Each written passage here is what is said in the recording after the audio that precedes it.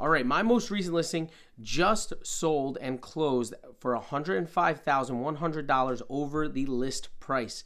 And that drove me to create this video for all the sellers out there, because you're probably wondering what top dollar for your home is. But that's not the important thing. The important thing are the strategies I put in place in order to sell a home for top dollar. So stick around and see what I mean.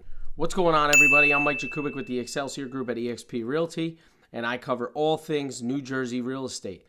If you're returning to the channel, thank you. If you're new here, please be sure to like and subscribe to stick around for all things Jersey real estate. But we're going to take a dive into how to get top dollar for your home right now. All right, guys, let's jump into it. What's the process behind getting a listing to go $105,000 over asking? That's the question here. And yes, there are multiple strategies, but I just want to cover my top 5 important things to the selling process. This is not my whole selling process. This is just the top 5 things to drive the price. And if you as a seller trust your agent with these things, that can help you in the long run. All right, my first strategy is to meet with my clients in person, take a look at their home, and to discuss the market with them. I want to get their expectations of what they think the house is worth. That's number one. And then also set their house up for success. This is going to be the building block of all the other strategies. If you start here, that's what's going to get you to that successful top dollar. Sometimes it entails painting, small repairs, decluttering, deep cleaning, all of those preliminary things to set your house for success. And this is where my job is to be as honest as possible with you, and that's my number one priority. All right, part number 2 is setting the correct price. I want to set the correct price with my client. I want them to trust the price that I choose. So how do I do that? I sit with them just like any other realtor should and go over the comparable homes with them. How we're going to set the price is based on what the market is giving us. They may have a desired price in mind, and that's okay. Sometimes it's higher than what the market is, but either way, market price or their price, I want to list lower than that price.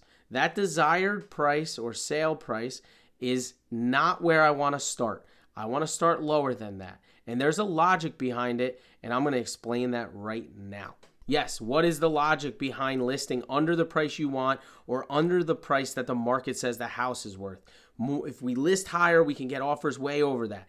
That's not the case. We want to list a little bit lower in order to drive the house up. If we list lower, we get more traffic. More traffic is more people. More people is more offers. More offers equal bid wars, and bid wars equal more money. And more money means top dollar for your home. And remember, that was your goal. All right, step 3 of the strategy seems basic, and we're talking professional photos and video. This is not as basic as you would think. A lot of agents don't do this. But you need to have professional photos, professional video, and then it has to be displayed across all social media platforms. It's a digital world right now, and that's where people want to check your home out first. But then it's a strategy to drive them to come see your home, because even if they're curious, they're going to come check it out. Now, along with that, I'm going to do some marketing tactics where the neighborhood will see some flyers, postcards, and different tactics like that also drive them into the open house. And yes, neighbors want to see the house. Don't think that your neighbors are not possible buyers. They have possible buyer friends. And what's the goal? Get more people to the house. That's number 1. All right, number 4 is my favorite, and I've talked about this since I started real estate, and it's always worked for me.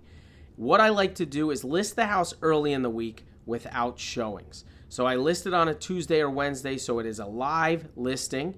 People can see it across all platforms, but they cannot get into the house until the open house. And that could either be Saturday or Sunday. Doesn't really matter which day. Why do I do this? Here's the biggest reason I do this. This will drive a crazy amount of traffic into your house. Sometimes overwhelming numbers at that open house. But that's okay. That's why I'm there for the open house. But what does this do? Drives more people to your house. More people to your house means more offers. More offers means bidding wars. More bidding wars mean more money. More money means top dollar for your home. See, it's all coming together and you're catching on now. All right, part 5 of the strategy is just something I like to do, and that's me running the open house myself. Not solo. A lot of times I need agents with me because they do get overwhelming. With this strategy, you get a lot of people through the door, so you need some assistance. That's not really what I mean. The 2 reasons I do this. One reason is I like to be the one to be able to explain all the features of the house, whether they're really detailed, important facts, or maybe it's just simple questions about when the roof was put on, or how old the furnace is, or some other details. When buyers know the agent knows the house well, it becomes important to them and they trust the process a lot more. They trust everything about the house. Now, the second thing is I like to build some relationships with potential buyers that are offering on the house. It helps me give my sellers an understanding of who is coming with these offers. Because a lot of times people just see a number and they want to jump on it, but they might not trust the number, they might not trust the person, but they don't know the person. There's all different guidance that I can help with when it comes to this because I sat there and watched these buyers in the house and I remember them. Most of them I'll remember, but with this strategy, you're going to have about 60 groups through the door. All right, guys, that's a wrap for my 5 steps in my number 1 strategy for getting top dollar for your home. I hope it helps you in the future, and I hope I'm here to assist you with your next sale. But as you guys know, stick around, all things Jersey real estate.